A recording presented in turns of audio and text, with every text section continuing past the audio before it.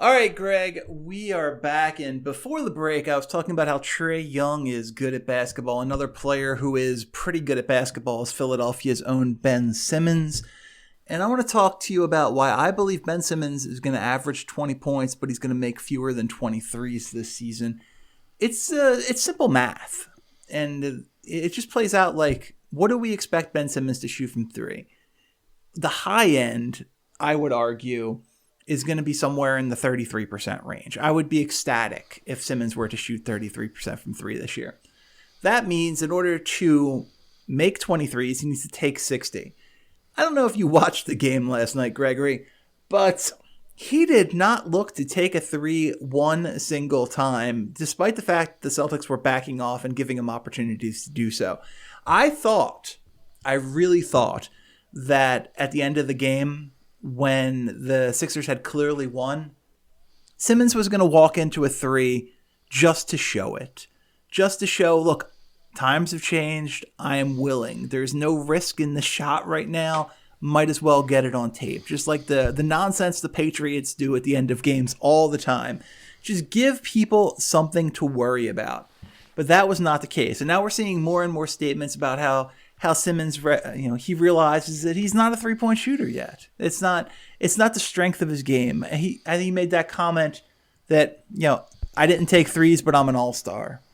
And he's right. There's something to be said about playing to your strengths. And I think Simmons understands those strengths. Is it a little bit frustrating as a Philadelphia fan who would love to see him take 163s this year? Be great. It's not going to be the case. I don't know what the over-under on threes at Bovada for Ben Simmons was, but, if that number was anything similar to what it was last year, I believe it was in the 65 range, that is going to be a home run under pick. It's just not going to be there for him yet. He doesn't look comfortable. He doesn't look like he wants to take it, and he won't. You cannot force this guy into shooting. We have already seen that. No, we've tried to force people into shooting, and now they play for the Orlando Magic. Played well last night, too. Yeah, a lot of layups, I noticed. Well, not a ton of jump shots. He 0 for 3 from 3 for one Markel. But the jump shot, the jump shots looked okay. The jump shots looked okay. Nah. Yeah, that's great. As far as the Simmons thing goes, like you said, I was fully expecting him when the game was fully in hand to just step into one. Give everybody what they want. That's all. And I think we're going to find that there are going to be times where he's going to do that. He's going to step into one. He doesn't have to be a prolific three-point shooter. It's about putting it out there and showing guys you aren't afraid to take it.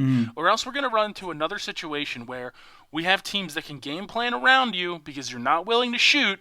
And what's going to happen is they're going to leave you wide open. They're going to be able to double-team Joe, or they're going to be able to double-team whoever else is down there, or whoever else is the focus of the offense, and we're going to get stagnant again, and the offense is going to struggle, and then we're going to do the same cycle over and over again until we lose in the Eastern Conference semifinals and everybody fires Brett Brown. That's what this is going to be. Ben Simmons has to shoot three-pointers. I don't care if he was an all-star without it or if he wasn't. That's irrelevant to me. It may not be the strength of his game, but you have to at least attempt them. You have to. I don't care if you shoot 15% from three. It does not matter to me. If you take 35 threes this season, it changes the way the team and people have to play against you. It just does. Well, that's fine. 35 threes ain't getting you 20 makes. Listen, I'm telling you. Listen, if it's selective enough with the way that he shoots them in pregame, if it's selective enough, he absolutely could. He is not shooting 66% from three on 35 attempts.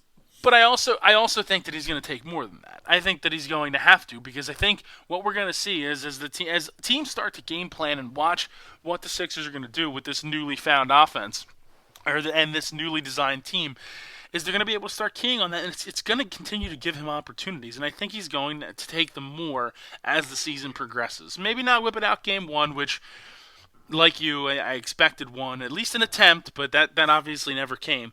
I think it's going to have to come. It's just going to have to. The clear path for Simmons is to follow the Giannis model. And Giannis has just forced himself to take threes, despite making a relatively low percentage. No one in the world looks at Giannis Antetokounmpo and they're like, yeah, he's great, but I mean, he's only a 27% three-point shooter. No. Taking the threes, and Giannis took 2.8 last year, it opens up the rest of the game. You're 100% right in that.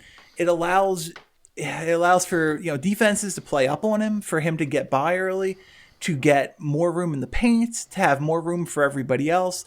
It was very clear that Brad Stevens, his whole strategy was to just immediately double Embiid every single time he got the ball because they weren't worried about Simmons shooting early in the game. You have to shoot. He's not going to. We learned last year you cannot force this guy to shoot if he doesn't want to. His rookie year, Ben Simmons took 11 3-pointers. All 11 of them were half-court, end-of-quarter heaps. Excuse me. Last year, he took 6 threes. He was an all-star at 22. Two of them were legitimate shots within an offense.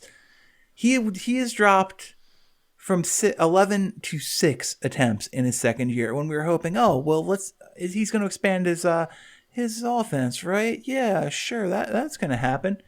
You can't make this guy take threes. He's just not going to do it. He is a stubborn player who understands what he does well and doesn't want to fail. Yeah, I think that's certainly a part of it, and he's one of the more dynamic offensive players in the NBA. I mean, for a guy his size who can move with the ball and handle the ball the way he does and the way he gets to the basket, I mean, when Ben Simmons is running full speed down the court with the ball, I'd argue that there's almost no one better at getting to the basket and finishing with like an authority, or at least he's one of the hardest guys to stop at doing that because of how talented that he is. It's more about just rounding out the rest of your game for the good of the team. Okay, I've had this argument 1,000 times. Mm-hmm. I swear I think he's afraid to get clowned publicly. It's 1,000% right. You're 1,000% right. He does not want that to hurt his whatever image or whatever it is. He does not want that. And when in 4 years, when he's on the Lakers after demanding a trade, it's going to be then he'll start shooting threes. Well, I think you're 1,000% right. I've said this numerous times in the past. Simmons is a guy who doesn't want to be the guy who's being made fun of on Twitter for airballing a three. He doesn't want to. Yeah. He doesn't want to be that guy, or Instagram, whatever the kids are using these days, on TikTok. He doesn't want to. He doesn't want to be. Do they clown people on TikTok? I don't really know what that is. I'm not. I'm too old for TikTok, but I assume it's a social media thing in the vein of Snapchat. I guess the videos don't go away, but I'm not the person to talk to about TikTok. Is it like Vine? I think it's kind of similar to Vine. Yeah, I think that's a good analogy. Like R.I.P. Vine. I've seen some of the videos, and it seems like that's pretty good. I don't know what the lengths are, but we're also not here to talk about TikTok. And quite frankly, if people are listening to this show to get advice on TikTok, you're in the wrong place. You found the wrong podcast. Yeah, just go. Greg and I did have a very long conversation about Call of Duty before this, but TikTok is a little bit beyond us. And just as shooting threes is beyond Ben Simmons, you see what I did there?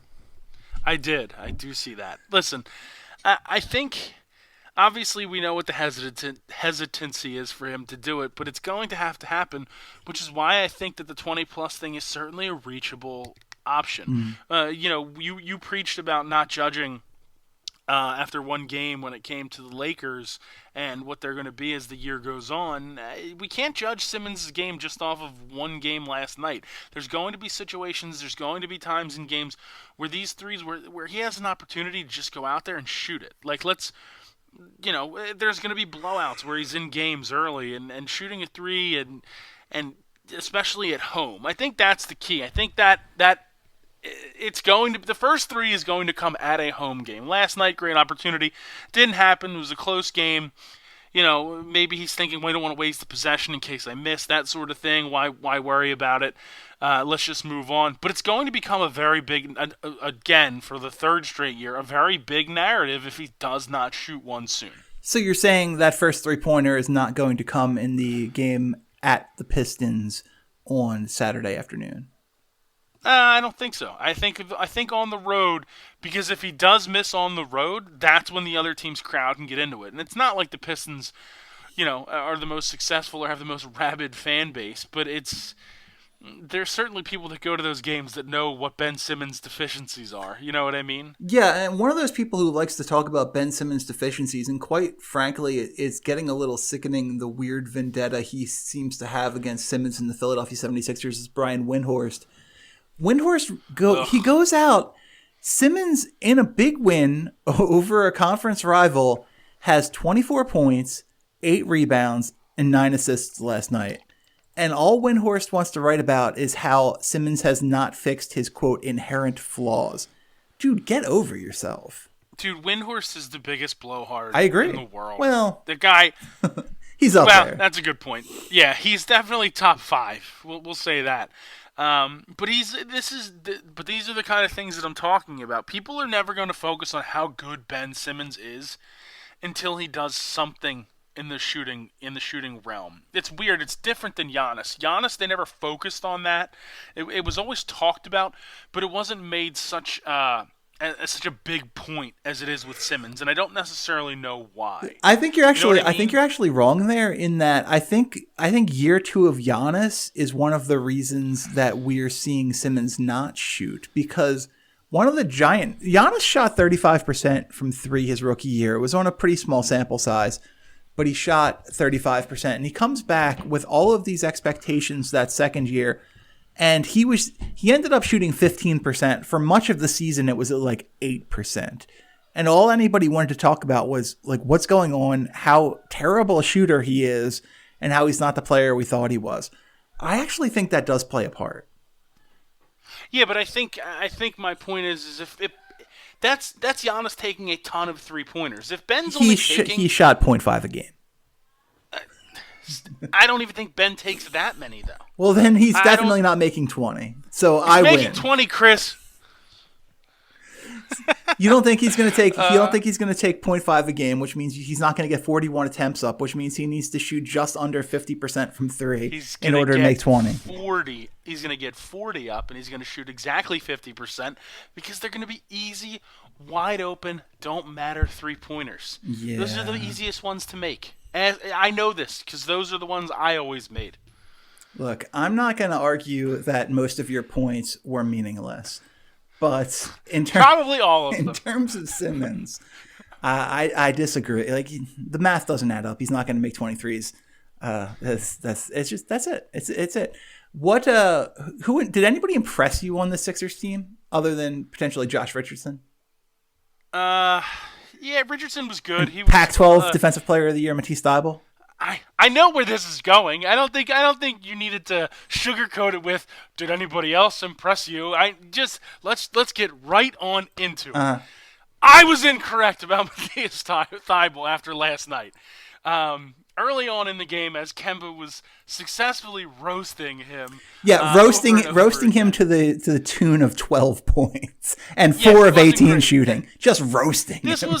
This was early. Early on, there was a crossover move. Thybulle got turned around, and Kemba ended up on the other side of him, and he hit a nice jumper in the middle of the lane. And that is when I sent the quotation marks Pac-12 Defensive Player of the Year. Mm-hmm. Now, I don't want to say that text message to you motivated Thybulle to be better as the game went on. I don't want to say that. Sure. I'm not here to say that. No, because it's ridiculous. But it certainly might have. Ridiculous or not.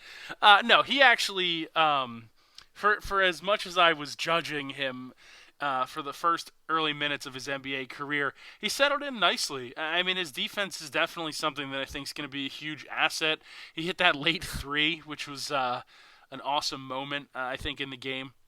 I mean, hand up, Chris. I made a bad early judgment on a guy. What do you want from me? I need a guy to hate on every team. He's not going to be that guy. 22 minutes, 2 steals, 2 blocks. And honestly, Thybulle is only going to get better defensively in terms of counting stats as his career moves forward, because we know rookies get picked on with fouls. And that was definitely the case last night. Thybulle had 5 fouls in 22 minutes just because he's playing defense. Couple of them just utterly ridiculous fouls from Kemba allegedly drawing it. But in reality, just a rookie getting a shitty call. He's just going to get better and better. He's so much fun. I don't care if he shoots 1 of 5 every game. Although if he shoots 1 of 3 from 3, that would be useful. Just going to be really fun to have on this team. And also Furkan Korkmaz is there, and don't ask me why. I mean, we need someone who can shoot the 3 off the bench. I think that's... I hate him. That's the only reason, you know? I hate him. Bavada... How about the next Kawhi?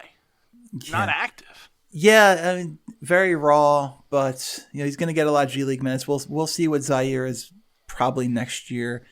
Guy almost died last year. I'm willing to give him a little bit of a break.